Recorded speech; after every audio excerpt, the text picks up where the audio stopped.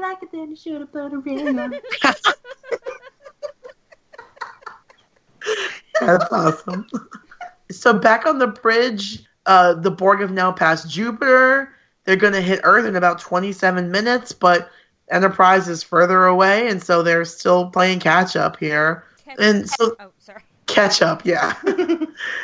Although I prefer barbecue sauce over ketchup. Oh, okay. That's Cool.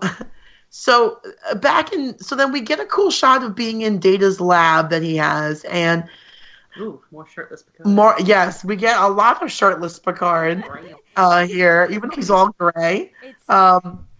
He is shirtless. It's Picard in a steampunk diaper. I mean, he is, though. It's a steampunk diaper. It's true.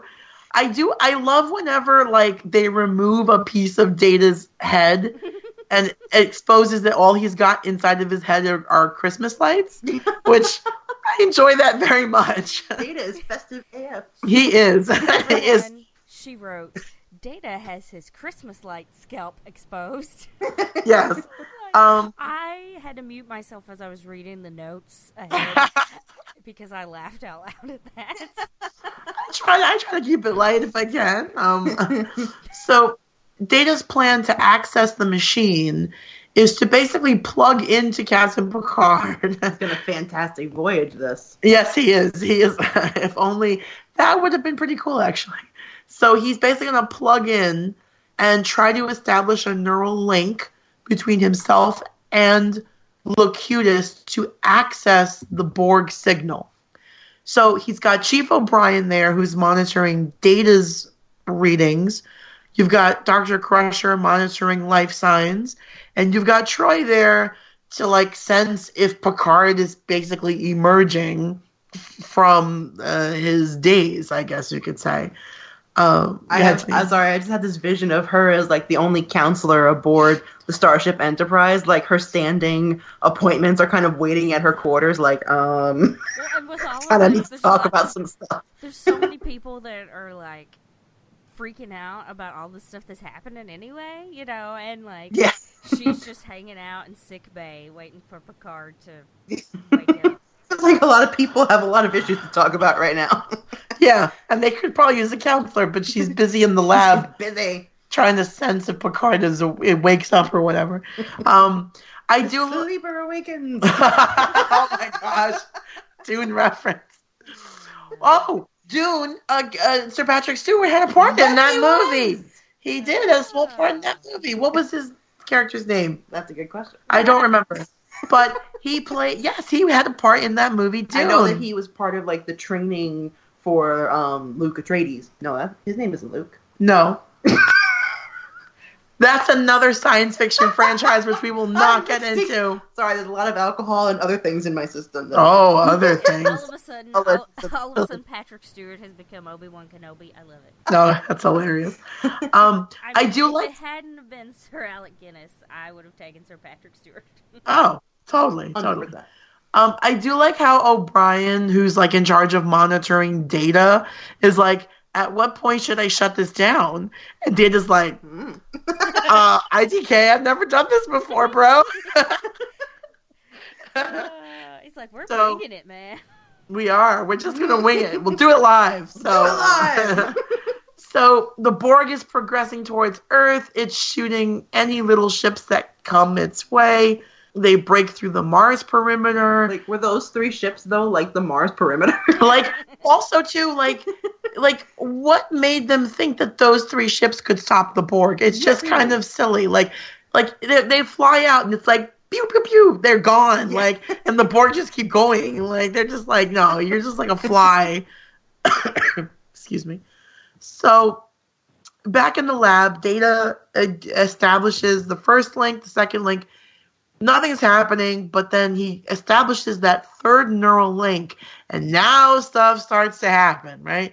Picard starts like, whoa, he starts kind of getting all like he's having a seizure in there, and the Christmas lights in Data's head are going crazy. Data basically has accessed the Borg signal, and he kind of is breaking down how all these sub-commands work. Like, as he's figuring it out, though, like, oh, so this command and that command, Picard, or Locutus, excuse me, is basically activated, and he tries to break the link. He tries to stop Data from doing what he's doing. He knocks out the security guard. He's about to knock out those... red shirted ensign. Yeah, pretty much.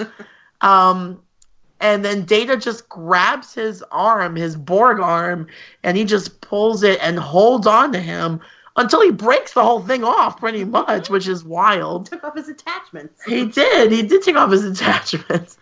How's he gonna clean his computer keys now? I know. I couldn't think of something to use attachments for. Okay. So, how's he gonna blend his smoothie? how's he gonna blend his smoothies? That would have been better. Oh no. How's he gonna make his lattes now? He needs a frothy foam. He needs... It's not, guys, it's not an assimilating arm, it's a milk frothing arm. That's what it's for. He's a barista. That's what it is. So, Crush Space Bucks all over again. It is Space Bucks. So Crusher says that there's all of a sudden all this brain activity happening, and they're not really sure why. And then Troy says that it's Picard, not Locutus. Like, he's beginning to sort of emerge from this, like, almost, you could say, mental coma he's been in. And to the point that he reaches out and he takes a hold of Data's arm and just holds it. And they're just like, okay, we're not sure what's happening, but we've done something here. And it's to the point that it's gotten the Borg's attention because the ship stops. And they're just like, whoa, don't mess with our drone, dudes. Like, we're going to figure this out. So basically, they kind of are figuring this all out, and they come to the conclusion that the collective consciousness of the Borg really could be their Achilles heel here. Crusher's like, okay, if we disconnect Picard, there's really no way to do that because it would be like asking us to disconnect a foot or an arm. Like, we can't do it because it's part of us. So if they implant a command into one Borg, then all the Borg have to do it because it's a collective consciousness. Data's trying different commands, right? Turn off your weapons, shut off your engines, turn on the windshield wipers, like anything, but nothing's working. Nothing is working at all. Turn off your left turn. Stop it. Oh, wait, that's wrong. Turn off your blinker. You're not turning. Get off my lawn. Oh, wait. Get off my lawn. And even that doesn't work. They are literally still on Earth's lawn. Like, they have not left. They are still orbiting Earth. Basically, the Enterprise here makes a final stand against the Borg. They're firing weapons. They're modulating the shields. But they are literally no match for the Borg. And the Borg basically they pull out their beam, and they're gonna slice up the Enterprise. So Riker tells Wesley to set a collision course for the Borg ship. So he figures if we can't fire and stop them, we will literally just ram into them and explode them. And yeah, we'll die in the process, but at least we'll save Earth, right? In the lab, Picard suddenly speaks. And he tells Data... He says, bark, bark, bark. Borg, bark. Speak, bark, bark. Good boy, you get a treat. Sorry, I always like to say bork instead of bark. Bork. But I guess a Borg dog would just be bork, bork, bork. Bork, bork. Oh, I'm sorry, you all. I'm getting a little squirrely over here. That's okay. We're all getting squirrely. He tells Data sleep, and he just says sleep, Data.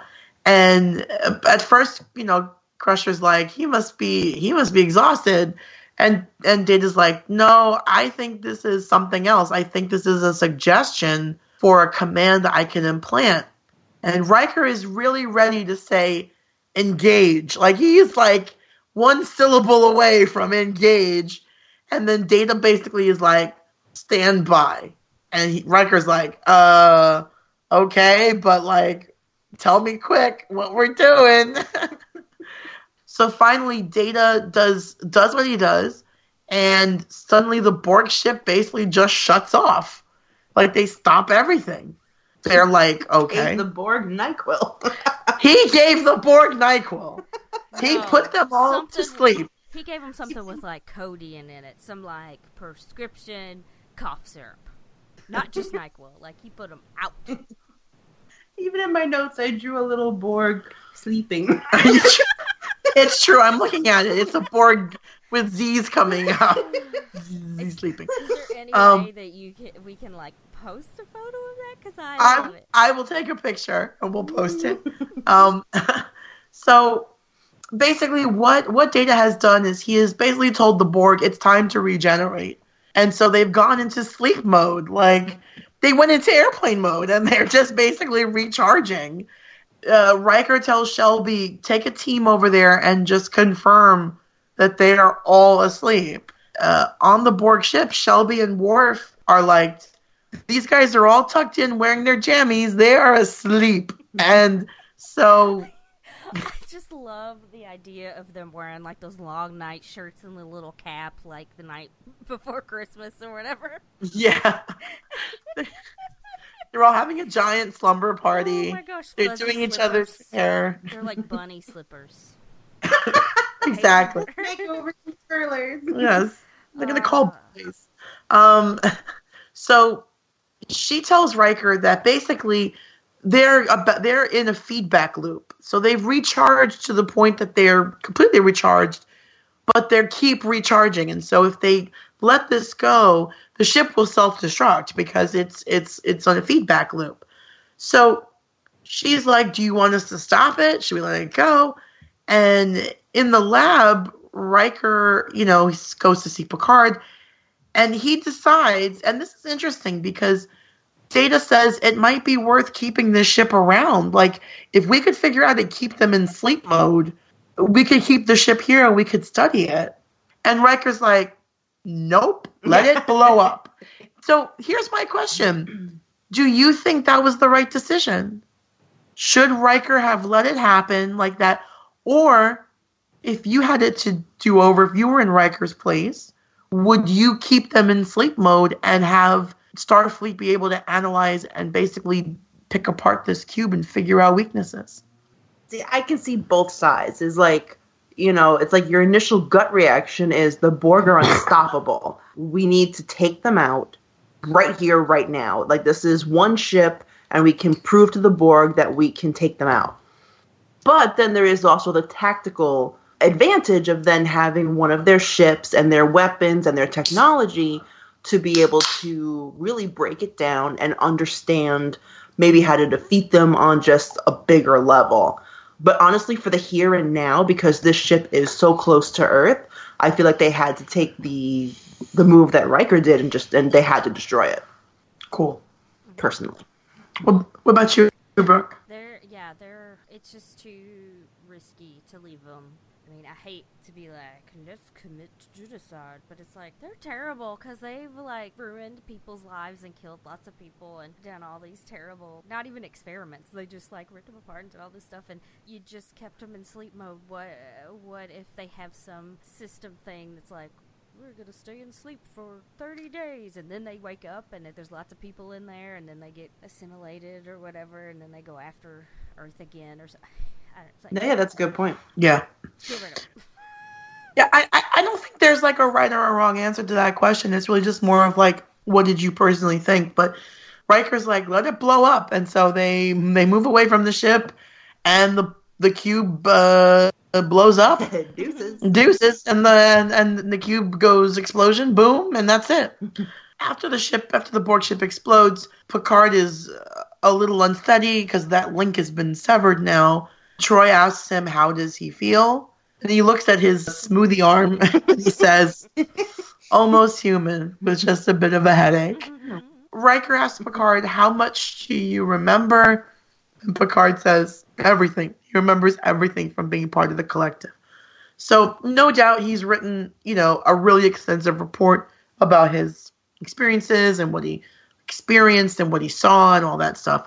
And certainly, if we jump ahead in time to the beginning, the pilot episode of Deep Space Nine, we know that what happened at Wolf 359 had incredibly long-lasting effects on a lot of people in the Federation, including Commander Benjamin Sisko, who we meet in Deep Space Nine.